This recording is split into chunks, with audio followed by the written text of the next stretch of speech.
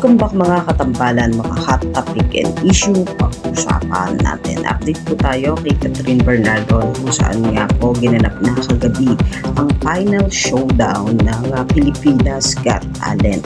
At bago pa man ang naganap na grand finals ng PGT ay rumampa na nga ang mga judge papunta nga doon sa stage at makikita naman kay Catherine Bernardo na lutang ang kagandahan nito sa suot nitong puting dress.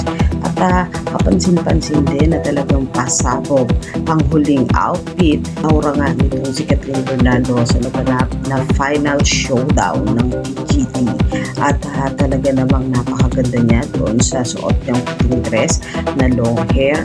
At lutang talaga ang kagandahan ng isang Catherine Bernardo. Makikita naman kay Kat na very observant sa nagpapakita ng talento kagabi sa final showdown.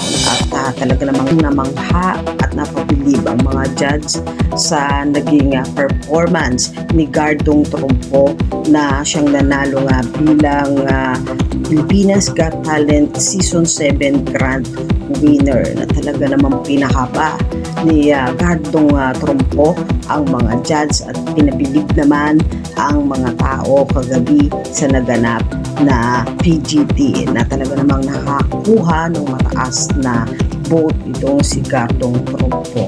At binigyan nga ng award ni Catherine Bernardo at ni Sir FMG itong si Gardong Trumpo na tinanghal nga na grand winner ng Pilipinas Got Talent. Ito po yung mga update natin ngayon kay Catherine. Kayo mga katambalan, ano ang masasabi niyo? Mag-comment lang sa comment section at pag-usapan natin.